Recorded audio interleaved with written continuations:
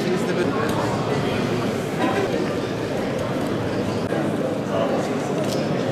Kalkınmayı güçlendirmek, kentimizin ekonomik potansiyelini, yatırım imkanları ve pek çok değerini öne çıkarmak üzere ekonomik alanda pek çok temel dinamiği de ele almak üzere hazırlanan Siirt Ekonomi Zirvesi'ne hoş geldiniz, şeref verdiniz efendim. Biz istişareye inanan bir siyasi hareketiz. Ortak akıl deniyor şimdi daha modern ifadeyle. Hangi konu olursa olsun, ister yerelde ister merkezde. İstişarede rahmet var gerçekten. Herkesin aklına elbette saygı duyuyoruz. Ama bu akıllar bir araya geldiğinde çok daha nitelikli sonuçlar çıkıyor ortaya. Biz de ekonomi politikalarımızı yerelde olsun, merkezde olsun şekillendirirken ilk sorduğumuz soru şu: bu tartıştığımız konunun ilgili tarafları kim? O ilgili taraflar kimse onlarla bir araya gelip bu meseleleri konuşmalıyız diyoruz.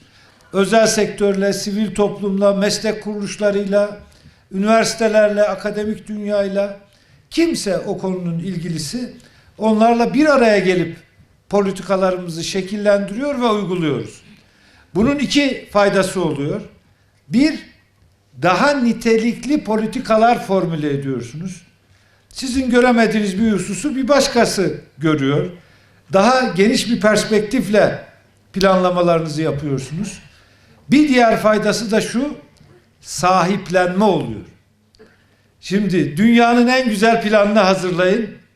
Sahiplenme yoksa kağıt üzerinde kalmaya mahkumdur. Siyasi sahiplenme, bürokratik sahiplenme, toplumsal sahiplenme. Bunlar olursa bir planlama çalışmasında o zaman o planın hayata geçme ihtimali de çok daha yükselir. Çünkü herkes bir tarafından katkıda bulunur. Dolayısıyla bu istişare kültürünün önemli bir yansımasını bu çalışmada görüyoruz. Bunlar bir defa olmamalı tabii. Bunlar mutlaka devam edilmeli. Biz de yerelden gelen bu bilgileri mutlaka kendi çalışmalarımıza merkezi idare olarak yansıtacağız. Bundan hiç şüpheniz olmasın. Buradan çıkan sonuçlar hem kamu için hem özel sektör için yol gösterici olacaktır. Önceliklerimizi belirlerken mutlaka istifade edeceğimiz çalışmalar olacaktır. Değerli arkadaşlar, Sayın Cumhurbaşkanımız Recep Tayyip Erdoğan'ın liderliğinde son 23 yılda farklı bir zihniyetle hareket ettik. Bakın, doğuda, güneydoğuda özellikle. Bu yollar yapıldıysa, bu üniversiteler kurulduysa, köylere bu hizmetler gittiyse, bu kadar hastane, okul inşa edildiyse, şehir altyapıları yapıldıysa, organize sanayi bölgeleri, küçük sanayi siteleri inşa edildiyse bunlar rastgele olmadı. Bunlar bir zihniyetin yansıması olarak yapıldı. Nedir o zihniyet? Batıda ne varsa doğuda da o olacak. Kuzeyde ne varsa güneyde de o olacak. 86 milyon biriz, beraberiz, kardeşiz ve bu ülkenin eşit vatandaşlarıyız. Bu anlayışla hareket ediyoruz. Bu zihniyet olmasa bu hizmetler olmazdı. Bunun altını özellikle çizmek istiyorum. Kalkınmada tüm sektörleri etkileyen ve tüm sektörlerden etkilenen bir sektör söyleyin deseniz bana, ulaştırma sektörüdür. Ulaşamıyorsanız, erişemiyorsanız ne turizm olur, ne tarım olur, ne başka bir şey olur. Ne sanayi olur, ne ticaret olur. Dolayısıyla ulaştırmaya yaptığımız bu yatırımlar sadece yolcuların konforunu arttıran, onlara zaman kazandıran, araçlara yakıt tasarrufu yaptıran yatırımlar değil. Aynı zamanda bölgesel kalkınmaya, ilin kalkınmasına ciddi destek sunan yatırımlar. Bunu da görüyoruz. Sadece altyapı, fiziki altyapı yeter mi? Yetmez. İnsan yetiştirmek çok önemli. Nitelikli insan, donanımlı insan.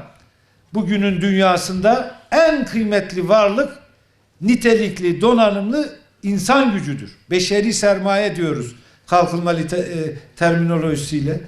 Beşeri sermayeye çok büyük yatırımlar yaptık.